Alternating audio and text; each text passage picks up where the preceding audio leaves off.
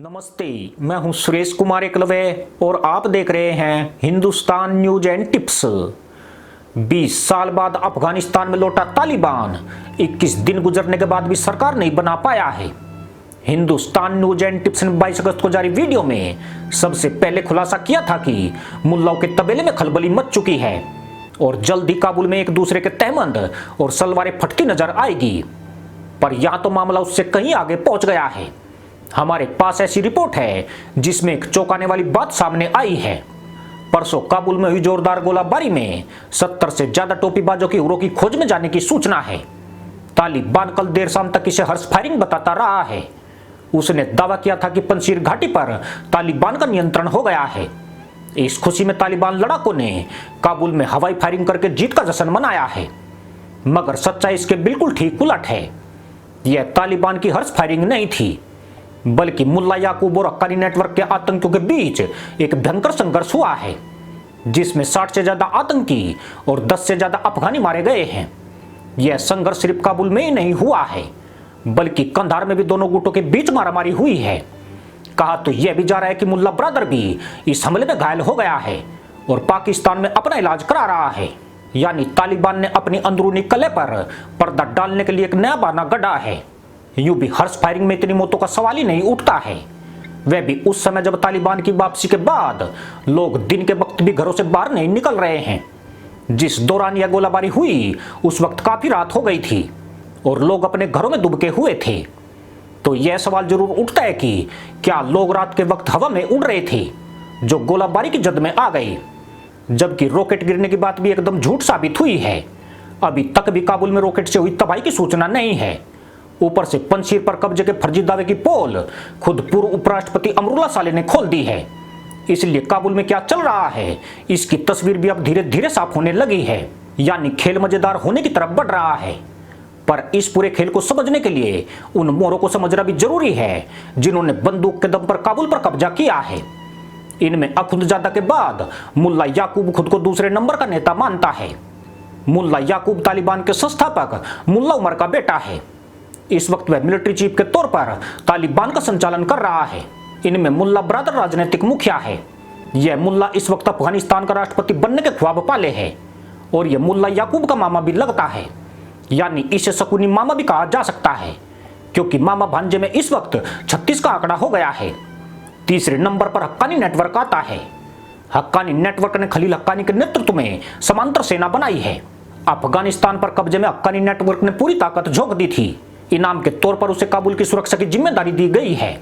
इस वक्त मुल्ला याकूब, हक्कानी नेटवर्क और मुल्ला ब्रदर तीनों एक दूसरे के प्रतिद्वंदी के तौर पर उभर रहे हैं। इन तीनों के बीच सत्ता और सेना में पदों के लिए घमासान शुरू हो चुका है। सिर्फ सत्ता के लिए निशाने नहीं लग रहे हैं, बल्कि अमेरिकी हथियार चंदे की रकम और लूट के पैसे के बंटवारे को लेकर भी आंतरिक संघर्ष शुरू हो गया है, जिसके बाद ये मुसलमान आतंकी कई गुटों में बंट गए हैं और अब एक दूसरे के खून के प्यासे हो चुके हैं। हालत इतनी गंभीर हो गई है कि पाकिस्तान ने इस मसले को सुलझाने के लिए अपनी खुफिया एजेंसी के chief lieutenant general Faiz Hamid को काबुल भेजा है। दरअसल हक्कानी नेटवर्क सरकार में बड़ी हिस्सेदारी और रक्षा मंत्री का पद मांग रहा है, जबकि तालिबान काबुल की सुरक्षा का प्रभार देने के अलावा ज्यादा कुछ देने को तैयार नहीं है। उधर मुल्ला उमर का बेटा मुल्ला याकूब तालिबान सैन्य आयोग के प्रमुख की भूमिका चाहता है, जिसमें उसका काम तालिबान के फील्ड कमांडरों के एक विशाल नेटवर्क की देखभाल करना होगा। तालिबान सरकार में यह पद बहुत शक्तिशाली और सम्मानित माना जाता है, पर बताया जाता है कि धूर्त मुल्ला ब्रदर यह पद भी अपने पास रखना चाहता है। असल में तालिबान के सभी गुटों के प्रमुख भविष्य की रणनीति के हिसाब से अपनी अपनी चालें चल रहे हैं। इन जाहिलों के डीएनए में शामिल गद्दारी और मक्कारी के कीटाणु इन्हें ऐसा करने के लिए प्रेरित कर रहे हैं। इनमें से जो भी मुसलमान आतंकी सेना का मुखिया बन जाएगा वह भविष्य में पूरे तालिबान को अपने इशारों पर नचा सकेगा। इतना ही नहीं, वह जब भी चाहेगा बड़े आराम से तख्ता पलट करके सत्ता पर काबिज हो जाएगा। यानी यह आतंकी अभी से तालिबान पर अपनी पकड़ मजबूत करने की तैयारी कर रहे हैं।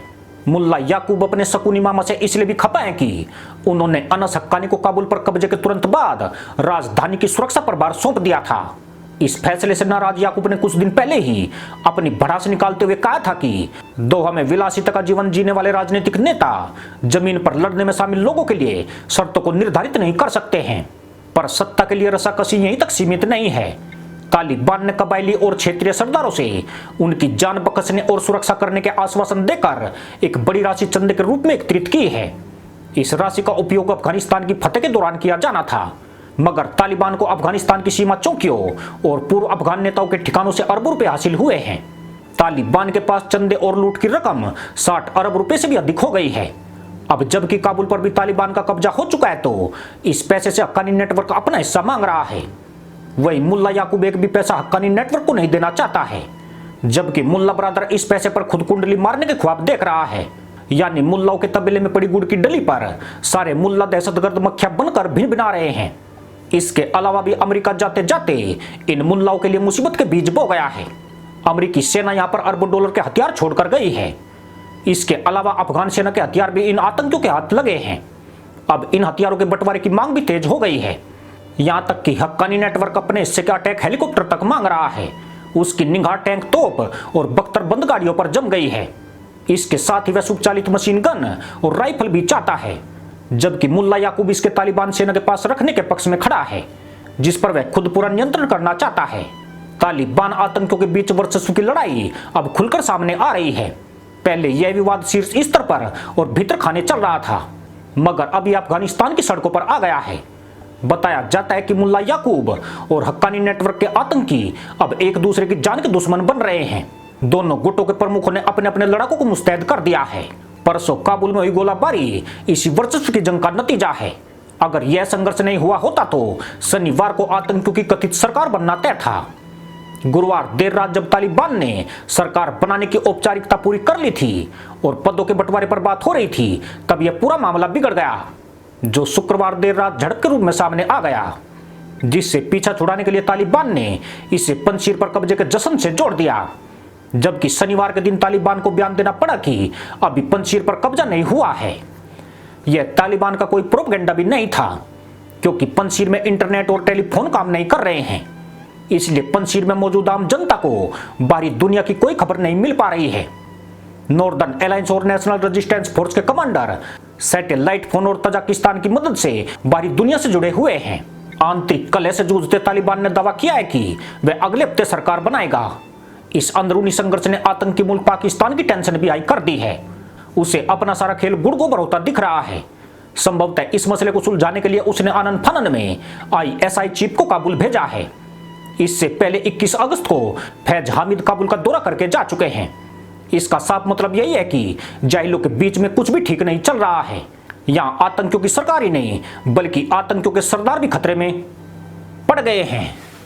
इसी के साथ अनुमति दोस्तों, जय जवान, जय किसान, जय हिंद, वंदे मातरम।